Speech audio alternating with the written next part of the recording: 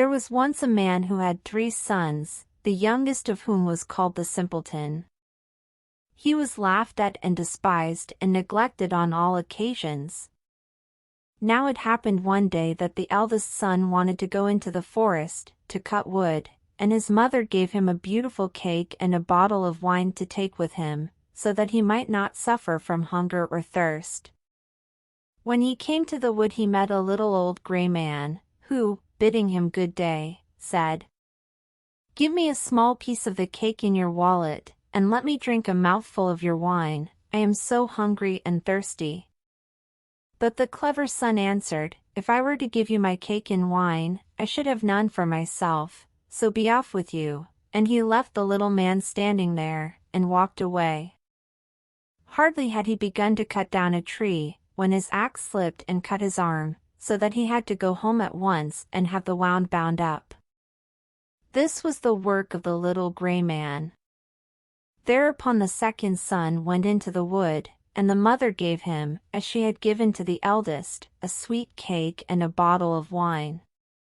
The little old man met him also, and begged for a small slice of cake and a drink of wine. But the second son spoke out quite plainly. "What I give to you I lose myself, be off with you," and he left the little man standing there, and walked on. Punishment was not long in coming to him, for he had given but 2 strokes at a tree when he cut his leg so badly that he had to be carried home. Then said the simpleton, "Father, let me go into the forest and hew wood." But his father answered him, "Your brothers have done themselves much harm, so as you understand nothing about wood cutting you had better not try." But the simpleton begged for so long that at last the father said, "Well, go if you like, experience will soon make you wiser." To him the mother gave a cake, but it was made with water and had been baked in the ashes, and with it she gave him a bottle of sour beer. When he came to the wood the little gray man met him also, and greeted him, and said, "Give me a slice of your cake and a drink from your bottle, I am so hungry and thirsty." The simpleton replied, "I have only a cake that has been baked in the ashes, and some sour beer, but if that will satisfy you, let us sit down and eat together." So they sat themselves down, and as the simpleton held out his food it became a rich cake, and the sour beer became good wine. So they ate and drank together, and when the meal was finished, the little man said, "As you have a good heart and give so willingly a share of your own, I will grant you good luck. Yonder stands an old tree, hew it down, and in its roots you will find something." Saying this the old man took his departure, and off went the simpleton and cut down the tree. When it fell, there among its roots sat a goose, with feathers of pure gold. He lifted her out, and carried her with him to an inn where he intended to stay the night. Now the innkeeper had 3 daughters, who on seeing the goose were curious to know what wonderful kind of a bird it could be, and longed to have one of its golden feathers. The eldest daughter thought to herself, "Surely a chance will come for me to pull out one of those feathers," and so when the simpleton had gone out, she caught the goose by the wing. But there her hand stuck fast. Shortly afterwards the second daughter came, as she too was longing for a golden feather. She had hardly touched her sister, however, when she also stuck fast. And lastly came the third daughter with the same object. At this the others cried out, "Keep off, for goodness' sake, keep off." But she, not understanding why they told her to keep away, thought to herself, "If they go to the goose, why should not I?" She sprang forward, but as she touched her sister she too stuck fast, and pull as she might she could not get away, and thus they had all to pass the night beside the goose. The next morning the simpleton took the goose under his arm and went on his way, without troubling himself at all about the 3 girls who were hanging to the bird. There they went, always running behind him, now to the right, now to the left, whichever way he chose to go. In the middle of the fields they met the parson, and when he saw the procession he called out, "Shame on you, you naughty girls, why do you run after a young fellow in this way? Come, leave go." With this he caught the youngest by the hand, and tried to pull her back, but when he touched her he found he could not get away, and he too must needs run behind. Then the sexton came along, and saw the parson following on the heels of the three girls. This so astonished him that he called out, "Hi!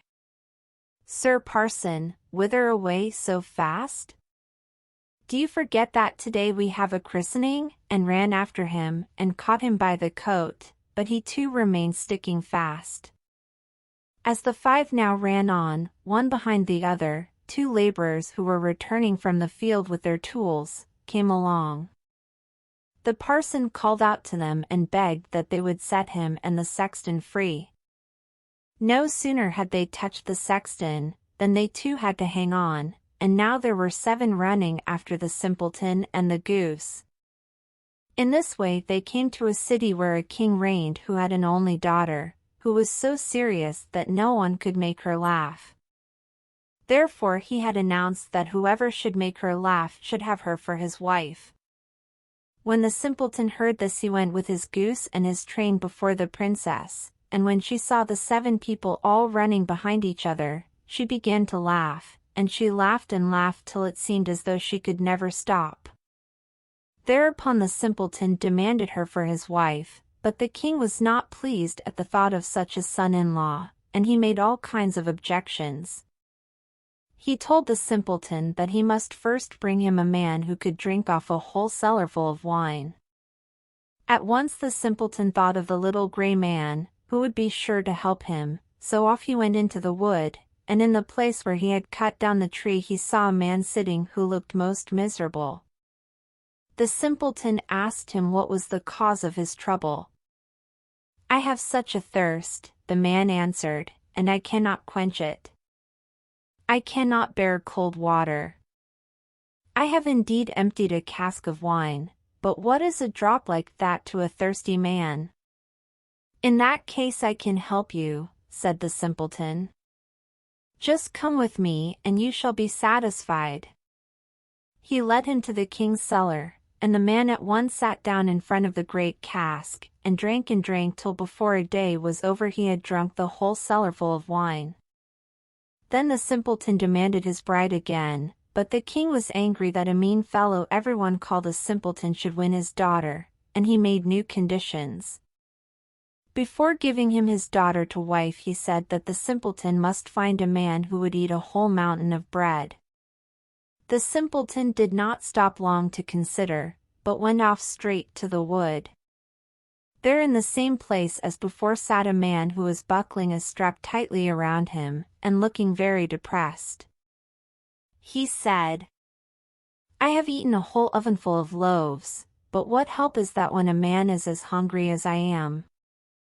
I feel quite empty, and I must strap myself together if I am not to die of hunger." The simpleton was delighted on hearing this, and said, "Get up at once and come with me. I will give you enough to eat to satisfy your hunger." He led him to the king, who meanwhile had ordered all the meal in the kingdom to be brought together, and an immense mountain of bread baked from it. The man from the wood set to work on it, and in one day the whole mountain had disappeared.